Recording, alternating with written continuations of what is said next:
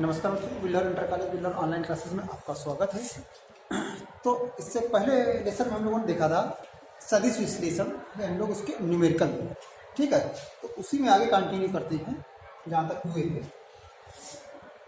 जैसे vector A और सदिशों के हमने परिमाण वगैरह बताए थे निकालना है, ठीक है। तो उसी में जैसे मान लीजिए एक सवाल आपको दिया है कि वेक्टर ए बराबर दिया है आई प्लस 2j प्लस के, ठीक है।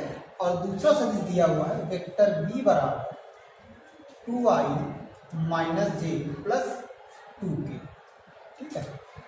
वेक्टर ए बराबर दिया है i प्लस 2j प्लस के और वेक्टर बी बराबर दिया हुआ है 2i माइनस जे प्लस 2k। अब इसका वेक्टर ए और वेक्टर बी का परिमाण निकालना हमें बता दें, परिमाण कैसे निकालते हैं, ठीक है। अब मान लो क्वेश्चन ये कह रहा है कि मान vector A plus vector B आपको फाइंड करना, ठीक है। वेक्टर ए और वेक्टर बी प्लस बी का परिमाण निकालना है। तो सबसे पहले हम क्या करेंगे, vector A plus vector B find करेंगे, vector A plus vector B, ठीक है। चलिए, अच्छा वेक्टर ए कितना दिया है I plus 2j plus K plus vector B कितना दिया हुआ है 2i माइनस जे प्लस 2k, ठीक है। तो i यहाँ पर कितने हो गए 3i प्लस j कितना हो गया 2j से 1j गया j प्लस 2k और k ये हो गए 3, ठीक है। तो vector a plus vector b आ गया 3i plus j plus 3k। अब इसका देखिए परिमाण हम कैसे निकालेंगे, जैसे बताया था हमने परिमाण निकालने का तरीका क्या था कि जिसका भी परिमाण निकालना है उसके i के गुणांक का वर्ग प्लस j के गुणांक का वर्ग प्लस k के गुणांक का वर्ग। तो ये कितना आ गया 3 का स्क्वायर 9 प्लस 1 प्लस 9, तो कितना आ गया रूट 90, ठीक है, अंडर रूट 19। ये वेक्टर a प्लस बी का परिमाण, ठीक है। चलिए इसके बाद इसी पर एक नेक्स्ट क्वेश्चन लेंगे हम। चेंज कर लो, चेंज कर लो, ठीक। जैसे मान लीजिए अगला क्वेश्चन आपको दिया है कि दो सदिशों वेक्टर ए व वेक्टर बी के योग व अंतर परस्पर लंबवत, तो सिद्ध कीजिए कि वेक्टर ए व वेक्टर बी समान होंगे, ठीक है। मतलब ये दे रहा है कि दो वेक्टर वेक्टर ए और वेक्टर बी इसके योग यानी कि vector A plus vector B, ठीक है, और इनका अंतर vector A minus vector B, ये दोनों कैसे हैं परस्पर लंबवत हैं। हमने आपको बताया था पीछे कि अगर दो सदिश परस्पर लंबवत हैं तो उन सदिशों का अदिश गुणनफल का मान कितना होता है 0 होता है। अब इनके योग और अंतर परस्पर लंबवत है यानी कि वेक्टर ए प्लस बी और वेक्टर ए माइनस बी दोनों का योग और अंतर का अदिश गुणनफल का मान कितना होगा 0 होगा, ठीक है। चलिए अब इनका हम अदिश गुणन करेंगे तो वेक्टर ए का ए से करेंगे तो कितना आ जाएगा vector A dot A plus A का माइनस बी में करेंगे तो माइनस का आएगा vector A dot vector B plus B का ए में करेंगे तो बी डॉट ए आ जाएगा माइनस बी का बी से करेंगे तो minus vector B dot vector B बराबर 0, ठीक है। अच्छा यहां से हो जाएगा ये A square minus vector A dot vector B plus B dot A, इसको लिख देंगे vector A dot vector B. हमने बताया था आपको कि दो वेक्टरों का अदिश गुणनफल जो है वो क्रम विनिमय नियम का पालन करता है, यानी कि ए डॉट बी बराबर बी डॉट ए, ठीक है। तो हमने बी डॉट ए की जगह पर ए डॉट बी लिख दिया, माइनस ये हो गया बी स्क्वायर बराबर 0, ठीक है। ये कैंसिल हो गया तो A square minus B square equal to कितना आ गया 0, या यहां से लिख सकते हैं ए स्क्वायर बराबर बी स्क्वायर, अतः हम लिख सकते हैं कि ए बराबर बी, यानी कि दोनों वेक्टर परस्पर समान होंगे। ठीक है, चलिए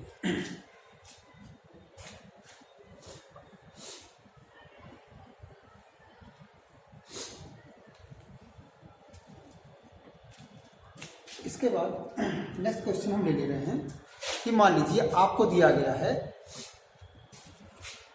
mod of vector A plus vector B बराबर mod of vector A minus vector B. ठीक, ये दिया गया है। तो क्वेश्चन ये कह रहा है कि वेक्टर ए और वेक्टर बी के बीच का कोण आपको ज्ञात करना है। ठीक है, तो यहां देखिए दोनों का कोण कैसे निकालेंगे। क्या करेंगे हम, यहां पर स्वतः अदिश गुणन करना पड़ेगा। ठीक है, स्वतः अदिश गुणन कर देंगे, मतलब a प्लस बी का a प्लस बी के साथ डॉट कर देंगे और a माइनस बी का a माइनस बी के साथ डॉट कर देंगे। तो vector a plus vector b dot vector a plus vector b बराबर vector a minus vector b dot vector a minus vector b। ठीक है, चलिए अब इसमें डॉट गुणन करेंगे जैसे अभी बताया था हमने। ए का ए के साथ तो vector A dot A plus A का बी के साथ vector A dot vector B का ए के साथ करेंगे B dot A plus B का बी के साथ करेंगे बी डॉट बी बराबर। इसी तरह से इधर करेंगे तो ए का ए के साथ ए डॉट ए माइनस ए का बी के साथ A dot B minus B का ए से करेंगे तो minus B dot A minus minus plus B का बी से करेंगे तो बी डॉट बी। ठीक है, इसको हल कर लेते हैं। तो ए डॉट ए हो गया आपका A square plus A dot B plus B dot A, ये हो जाएगा 2 vector A dot vector B plus B dot B क्या हो जाएगा बी स्क्वायर। ठीक, इसी तरह से सर इधर आ जाइए तो A dot A square minus A dot B और माइनस का बी डॉट ए, ये हो जाएगा माइनस का 2 vector A dot vector B plus B dot B हो जाएगा बी स्क्वायर। ए स्क्वायर से ए स्क्वायर, बी स्क्वायर से बी स्क्वायर कैंसिल हो गया। तो ये 2 vector A dot vector B और इसको हम इधर ले आएंगे माइनस का 2 वेक्टर ए डॉट बी, तो ये हो जाएगा प्लस का 2 vector A dot vector B बराबर 0। ठीक है, तो ये कितना हो जाएगा 4 vector A dot vector B बराबर 0। यहाँ से हम क्या लिख देंगे vector A dot vector B बराबर 0। अच्छा, vector A dot vector B बराबर पीछे आपको बताया था हमने इसका मान कितना होता है। Vector A dot vector B बराबर होता है A B cos theta is equal to 0। तो यहाँ से हम लिख सकते हैं cos theta is equal to क्या हो जाएगा 0। अच्छा, cos कितने का मान 0 होता है ये आपको पता है। cos theta is equal to cos 90 की वैल्यू कितनी होती है 0। ठीक है, तो थीटा बराबर यहाँ से कितना आ गया 90। यानी जो वेक्टर ए और वेक्टर बी दिए गए इनके बीच का कोण कितना होगा 90 डिग्री का, या ये कह सकते हैं कि दोनों वेक्टर परस्पर लंबवत हैं। ठीक है, चलिए इसके बाद एक क्वेश्चन और देख लेते हैं इसी पे।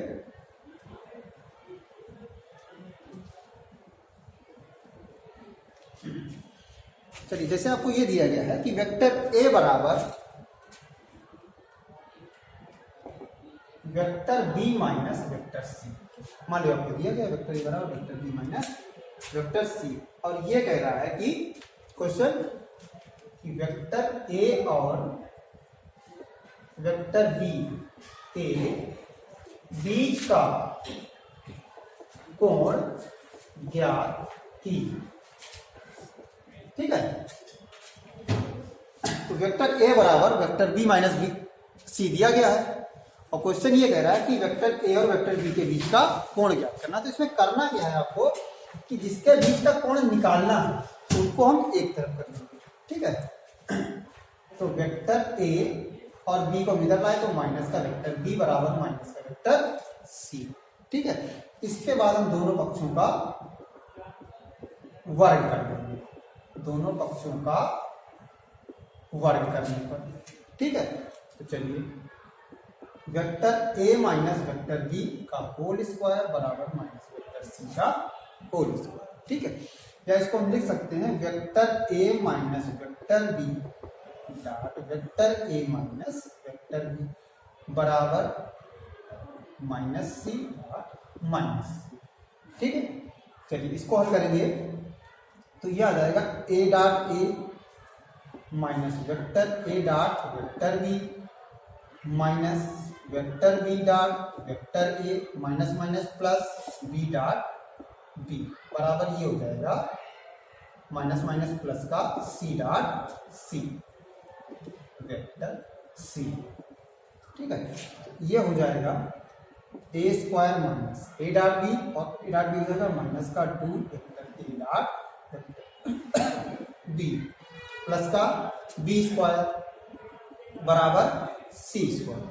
ठीक है, चलिए A square plus B square minus का 2 vector A dot vector B, इसका मान लगा देंगे ए बी कास थीटा बराबर सी स्क्वायर। यही थीटा में फाइंड करना है, तो क्या करेंगे हम A square plus B square, सी को इधर ले लेंगे तो हो जाएगा सी स्क्वायर, ये इस तरफ कर लेंगे तो प्लस का 2ab कास थीटा। ठीक है, तो यहाँ से आप कास थीटा बराबर निकालेंगे तो कास थीटा बराबर कितना आ जाएगा A square plus B square minus का सी स्क्वायर अपान 2ab। ठीक है, या लिख सकते हैं थीटा बराबर कास को इधर ले आएंगे cos inverse A square plus B square minus C square upon 2ab। ये वेक्टर ए और वेक्टर बी के बीच का कोण आ गया। ठीक है, समझ गए ना आप लोग? चलिए इसको इरेज कर दें।